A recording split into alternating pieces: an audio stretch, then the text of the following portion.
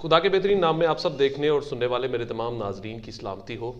मैं सलमान सैम लोजी के साथ आपकी खिदमत में हाजिर हूँ।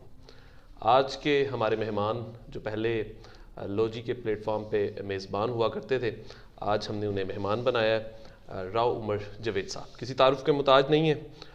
इनसे पाकिस्तान की तब्दील होती हुई सियासी सूरत हाल के ऊपर बात करते हैं और ख़ास तौर पर कल जो वाक़या ज़मान पार्क में मौजूद आया, वहाँ पर मैं भी मौजूद था, जो वहाँ पर सियासी सूरत हाल जिस तरीके से अब कशीदगी वहाँ पर बढ़ चुकी है, इसके ऊपर राव उमर जवेद साहब से इनकी राय लेते हैं। सबसे पहले तो अस्सलाम वालेकुम सर, आपके अपने प्रोग्राम लोजी पे आपको बहुत शुक्रिया। आज आपने मेज़बानी के फ़राइज़ सर अंजाम दे रहे हैं आप, बहुत खुशी की बात है। और आप जैसे टैलेंटेड जो लोग हैं उनके साथ प्रोग्राम करके मज़ा आता है। और सर सबसे पहले ये सियासी सूरत हाल, जिस तरीके से मुल्क के हालात, और कल एक शख्स जैसे वहाँ पर उसके साथ जो वाक़या पेश आया, और उसी तरह देखते ही देखते पीटीआई के ऊपर ही उसकी एफआईआर भी दर्ज कर दी गई है। सलमान देखें, बड़ा जुल्म हो रहा है इस मुल्क में, इंतहाई गंभीर हालात हैं मुल्क के, सियासी माशी हर तरफ से हम जो है ना वो घेरे में हैं और तंग है। और पता नहीं मुल्क किसके आसरे पे चल रहा है। ना यहाँ कोई हुक्मरानी नज़र आ रही है, ना कोई हुकूमत नज़र आ रही है, ना रियासत इतनी फ़ाल नज़र आ रही है जो अपने लोगों की हिफाजत कर सके, अपने लोगों के लिए कोई भलाई का काम कर सके।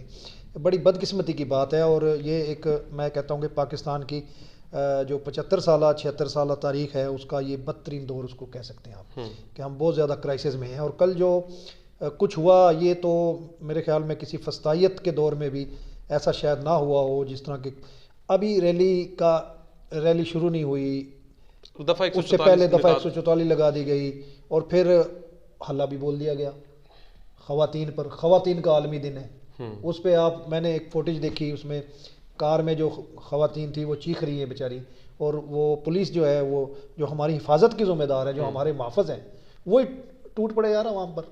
ये कैसा? सर क्या इनको कोई खौफ नहीं है कि कल को इनके साथ भी ये सब कुछ तो है? खौफ उन्हें यही है कि अगर इमरान आ गया तो फिर हम गए। अब किसी तरह इमरान को काबू करना है, उसको चाहे खुदा ना खास्ता उसकी असैसिनेशन हो या कुछ भी हो, इंतखाबी दौर से उसे बाहर रखा जाए। बज़ाहिर जो इकदामात नज़र आ रहे हैं, ग्राउंड रियलिटी वैसे आपको क्या दिखाई दे रही है इमरान खान साहब की? मुझे तो यही नज़र आ रहा है। होते हैं तो देखिए, इलेक्शन तो पहली तो कोशिश जो इस वक्त टोला मुसल्लत है इस मुल्क पर, उसकी तो पूरी कोशिश है कि इलेक्शन किसी तरह ना हो, क्योंकि इलेक्शन में उन्हें अपनी सियासी जो मौत है वो नज़र आ रही है। कि इस वक्त जो हालात हैं, लोगों में जो नफ़रत है इनके ख़िलाफ़, महंगाई की वजह से, अबतर हालात की वजह से, बेरोज़गारी की वजह से, लोगों को आटा नहीं मिल रहा। आप छोटे छोटे कस्बों में, शहरों में देखें, लाइनों में लगे हुए हैं छोटे छोटे बच्चे, बुज़ुर्ग। इवन के एक परसों हमारे अपने रोई के प्रोग्राम में दोस्त ने, याकूब ने प्रोग्राम चलाया, तो उसमें बच्चे तालिब इल्म जो थे वो लाइन में लगे हुए थे। ये कितनी बदकिस्मती की बात है। ज़ाहिर बात है, गरीब तबका यहाँ तो मजदूरी कर सकता है या सारा दिन लाइन में खड़ा होके आटा ले सकता है। ये तो एक बड़ा इशू पाकिस्तान में बन चुका है। सर, टिकटों के मामलात होने जा रहे हैं आगे, पाकिस्तान तरीके इंसाफ एक बड़ा मसला अभी पेश आ रहा है, और यही जनूबी पंजाब में ख़ास तौर पर ये सबसे ज़्यादा मसला है। उसमें ही हमारा ज़िला लोधरा भी इसमें शामिल है। बिल्कुल। तो पाकिस्तान तरीके इंसाफ को टिकटों के मामलात पे क्या परेशानी हो सकती है आने वाले मुस्तक़बिल? देखिए, पहले तो बात यह है कि अल्लाह करे, दुआ करे कि इलेक्शन हो जाए किसी तरह। अगर इलेक्शन होते हैं तो टिकटों के मामले बड़े दिलचस्प होंगे। कई ग्रुप हैं, टिकटों के तलबगार कई हैं, और टिकट ज़ाहिर हर हल्के में एक है, और हर हल्के से 2 से 3 उम्मीदवार पीटीआई के हैं। तो 225 का जैसे नवाब साहब की एहलिया ने जो ऐलान किया है, और वहाँ बड़ी दिलचस्प सूरत हाल है कि साबिक़ जो टिकट होल्डर हैं और साबिक़ एमपीए भी रह चुके हैं, सूबाई पार्लिमानी सेक्रेटरी भी रह चुके हैं, ताहिर खान मल्ले से, वो नवाब साहब के भांजे हैं।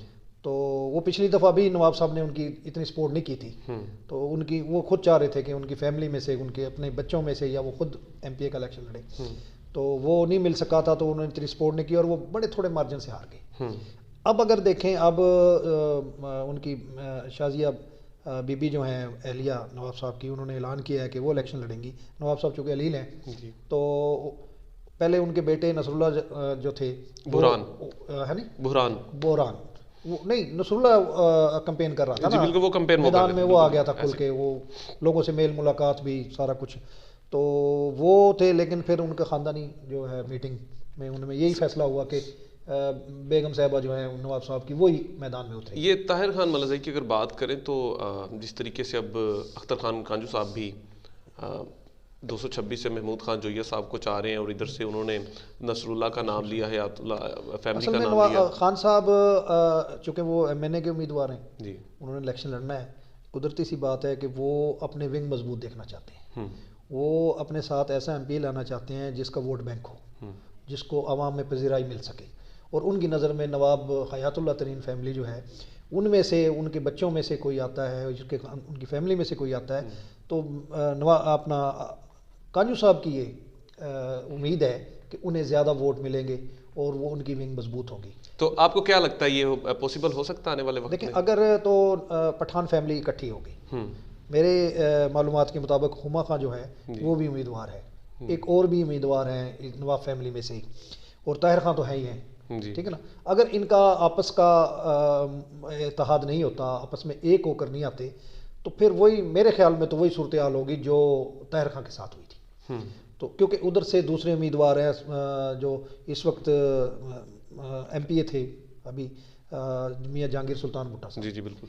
तो अगरचे नून लीग का ग्राफ इस वक्त कम है, लेकिन एक ग्रुप बंदी तो है, बिल्कुल यहाँ पे ग्रुपिंग की सियासत बहुत ज़्यादा होती है, सियासी धड़ा है उनका। अच्छा, फिर उधर से बलोच फैमिली में से भी आ रहे हैं, उनका भी पिछले दिनों को इजलास हुआ था, 2 उम्मीदवार सलीम खां बलोच और मुमताज़ बलोच मेरे ख्याल में जी, सॉरी वो जो आशिक बलोच और गुलाम हुसैन, हाँ जी, जो दुबई से आए हैं अभी, उनमें से भी वो अगर बलोच फैमिली मुतहद होती है तो वो भी, और वो भी PTI के टिकट के उम्मीदवार हैं। आपको याद होगा कि गुलाम हुसैन ने जो है वो 1 करोड़ का सैलाब ज़दगान के लिए चेक भी इमरान खान को दिया था, वो भी उम्मीदवार, और ज़्यादा उनमें से PTI के चाहने वाले हैं कि PTI से उन्हें टिकट मिले। तो इस सूरत में आप देखें कि बड़ी दिलचस्प सूरत हाल बनती है। दूसरी बात यह है कि जो PTI को छोड़ेगा वो ज़ीरो हो जाएगा, जिसको टिकट इमरान देगा वही उसी की कामयाबी की जो है ना वो ज़मानत दी जा सकती है। क्योंकि इस वक्त PTI का ग्राफ अप है, लोग दूसरी जमातों से, PDM जमातों से दूर हैं, उनसे नफरत कर रहे हैं। नौजवान जो है ख़ास तौर पर वो ज़्यादा PTI की तरफ राग़िब है। तो इसलिए जो लगता ये है कि 225 में जो है PTI कामयाब हो सकती है अगर ये मुतहद होकर आए तो, और वो यकीनन इक़्तिदार आता दिखाई दे रहा है उन्हें अगर इलेक्शन होती है तो। पहले तो मुझे इलेक्शन पे क्वेश्चन मार्क है कि वो होता है या नहीं। इस पे सबके मुतलका तौर पे सब लोग परेशान है कि हम क्या होने वाला है, क्या होने वाला है। अच्छा सर, आखिरी सवाल, मुस्तकबिल में डिस्ट्रिक्ट लोधरा में जहांगीर खान तरीन की सियासी मुस्तकबिल क्या होने जा रहा है? देखें सलमान, जहांगीर तरीन जो है वो ज़िले रहनुमा नहीं है। सबसे पहली बात तो लोगों को ये समझना चाहिए कि तरीन साहब जो हैं वो कोई इलाकाई सियासतदान नहीं है। आप उनका घर तो कह सकते हैं, कौमी सतह के वो सियासतदान है। देखें, ऐसे लोगों को पार्टियां उनके पीछे होती हैं, इस तरह के लोग पार्टियों के पीछे नहीं होते, ठीक है ना। वो जिस पार्टी में भी जाएंगे उनका अपना एक मकाम है, और वो नंबर 1 जो क़यादत है उनके साथ बैठने का उनका मेयार है, उनके साथ बैठेंगे। देखिए, वो ज़िले रहनुमा नहीं है, मैं फिर दोबारा बात दोहराऊंगा, वो ज़िले रहनुमा नहीं है, तो वो उनका अपना फैसला है, क्या करते हैं देखते हैं। तो बाकी ज़िले की जो सूरत हाल नज़र आ रही है उसमें तो मुझे ये लगता है कि PTI जो है वो इस मरतबा क्लीन स्वीप करेगी, और एक जो बड़ा धड़ा, सियासी धड़ा जो हमेशा से डोमिनेट करता आया है लोधरा की सियासत पे, उनके जो करीबी दोस्त हैं, उनके जो रफ़ीक़े कार हैं ख़ास, जो उनके किचन कैबिनेट कह लें, उनमें से लोगों अब ये आम जगह पर बैठकर वो ये बात करते हैं कि जी हम शेर के निशान पे शायद ना आए, आज़ाद इलेक्शन लड़ेंगे, जैसे कि 2013 में एक तजर्बा हुआ था, उसमें क्लीन स्वीप किया था। तो इस मरतबा भी मुबैना तौर पर वो यही कह रहे हैं कि भी शायद आज़ाद जो है वो धड़ा वो आए और वो शायद कम्पीट कर सके। सर, मेरे पास तो ये भी रिपोर्ट है, सदीक खान बलोच और पीर रफ़ीउद्दीन शाह साहब ने तो इनकार कर दी है, और बाकायदा तौर पे उन्होंने अब्दुर्रहमान खान कांजू साहब को भी ये इत्तला दे दी है। ये रिपोर्ट हमें उन्हीं के कुछ करीबी दोस्तों में दी गई थी। और सर, ये भी कहा जा रहा है अख्तर खान कांजू साहब की जानिब से कि शायद इस दफ़ा जो ग्रुप बंदी है वो मेरी ज़्यादा मजबूत होने जा रही है, और इसी बड़ी कैबिनेट से लोग बहुत तेज़ी के साथ उनके साथ रवाबत में भी हैं। हो सकता है, जैसे मकबूलियत है ना जी, हवा चलती है, इस वक्त हवा PTI की है, तो उस पर कांजू साहब के अंदाजे दुरुस्त हैं, ये अख्तर कांजू साहब के, कि लोग उसकी तरफ, उनकी तरफ आएंगे, उनके धड़े की तरफ आएंगे। दूसरी तरफ अगर देखें ना कि वो जो धड़ा आज़ाद, आप जैसे कह रहे हैं कि सदीक खान बलोच साहब ने और रफ़ीउद्दीन शाह साहब ने जो है वो इनकार कर दिया है अब्दुर्रहमान साहब को, मैं इन इतलात पे मुझे इतना यकीन नहीं है। वो जो भी फ़ैसला करेंगे उनका मुतफ़िक़ा फ़ैसला होगा, वो लाज़िम व मलज़ूम है, उनका एक ग्रुप है। सदीक खां कांजू के बगैर अब्दुर्रहमान कांजू, सदीक खां बलोच के बगैर अब्दुर्रहमान कांजू कुछ नहीं है, और अब्दुर्रहमान कांजू के बगैर सदीक खां साहब बलोच साहब जो हैं उनकी सियासत कुछ नहीं है। वो दोनों एक दूसरे के लिए लाज़िम व मलज़ूम है, तो इसलिए वो जो फैसला करेंगे इकट्ठा फैसला करेंगे। अगर वो इस बात पर अलग अलग होते हैं तो वो तो अपनी सियासी खुद अपने आप को नुकसान जिम्मेदार होंगे। वो मेरे ख्याल में ऐसा नहीं होगा। और 224 इसमें बड़ी दिलचस्प सूरत है, आपने सवाल नहीं पूछा लेकिन मैं बता देता हूँ।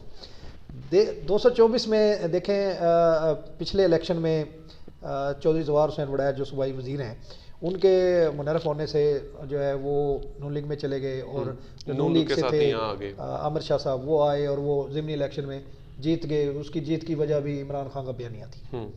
अब भी अगर वो मकबूल हैं, वो उनका वोट बैंक है, जीतने की पोजीशन में है, तो इमरान खान के बयानिए की वजह से, प्लस उनका अपना ज़ाती वोट बैंक भी है। वो जब घर से चलते हैं तो 8-10 हज़ार वोट लेकर चलते हैं। प्लस जल्ला राई, मियाँ शफीक जो ज़िली सदर हैं, साबिक़ MNA हैं, वो और उनका इत्तेहाद है। तो इस हल्के में यही होता आया है कि जो दो बड़े सियासी घर एक हुए हैं तो जीत उनके हिस्से में गई है। पिछली दफ़ा आप देखें कि चौधरी ज़वार और मियाँ शफीक एक प्लेटफार्म पर थे PTI की, तो जीत उनके हिस्से में आ गई। अब अगर वो दो हैं तो अब ज़्यादा इम्कानात यही हैं। तो अगर देखा जाए कि एक और बड़ी सियासी चाल चली जा रही है।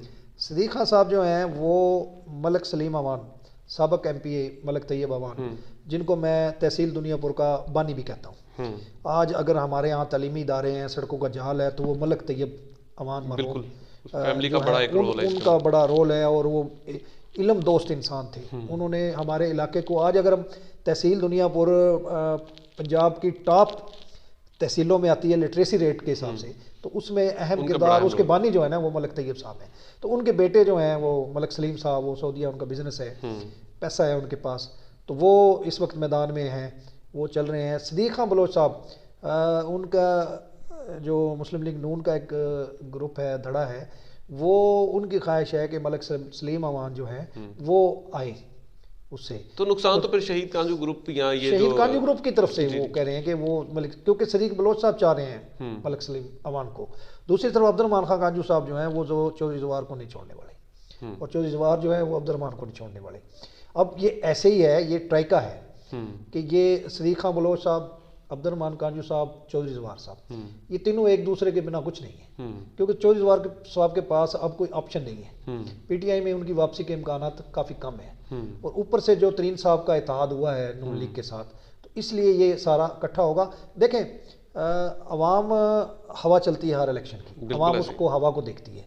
इस वक्त जो हवा है वो PTI की बज़ाहिर नज़र आ रही है, क्योंकि महंगाई। आपका मतलब है कि PP 224 किसी हद तक आपको लगता है कि बयानिया जीत जाएगा? साफ वाज़े नज़र आ रहा है। ज़िमनी इलेक्शन उसकी मिसाल है, इस पर कोई नहीं। तो देखते हैं अगर पोलिंग डे के वक्त क्या ये होता है। इस हल्के की बात होगी। और N160 जी PTI के लिए ये भी एक बड़ा मसला है जी इस वक्त तक, तो क्योंकि नवाब फैमिली में बड़े इख्तलाफात हो चुके हैं इसको लेके। या तो वो PP के 2 हल्के मांग रहे हैं जो मेरे पास इतला है, और या वो N160 के ऊपर इत्तेफाक करना चाह रहे हैं। तो क्या लगता है नवाब फैमिली का मुस्तकबिल क्या हो सकता है? इमरान को जो छोड़ेगा वो रह जाएगा पीछे। मैं तो एक बात करूँगा, PTI से जो मुनर्रफ होगा जाएगा। ये भूल जाए कि लोग अब शख्सियात के पीछे हैं, वोट अब नज़रियात के पीछे हैं, वोटर नज़रियात के पीछे हैं। और एक जो बयानिया बन गया है इमरान खान साहब का, और महंगाई ने जो नफरत पैदा की है, आप देखें हर घर से इमरान है, हर घर में इमरान है, ठीक है ना जी। आप उसको कैसे निकालेंगे?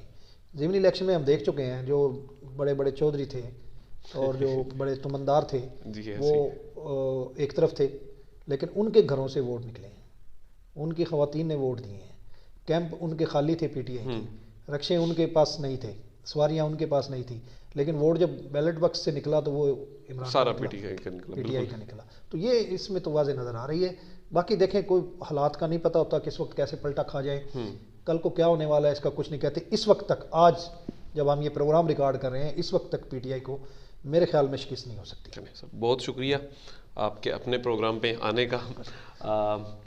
आपने सियासी गुफ्तगू सुनी, डिस्ट्रिक्ट लोधरा में जो सबसे मेजर मसला है वो यही है कि यहाँ पर अगर टिकटों की तकसीम इत्तफाक राय से कर दी जाती है तो पाकिस्तान तहरीक इंसाफ यहाँ से इस दफ़ा तमाम जमातों को रोनते हुए जीत जाएगी। अपना ख्याल रखिएगा, अपने इस चैनल का भी। खुदा हाफिज़।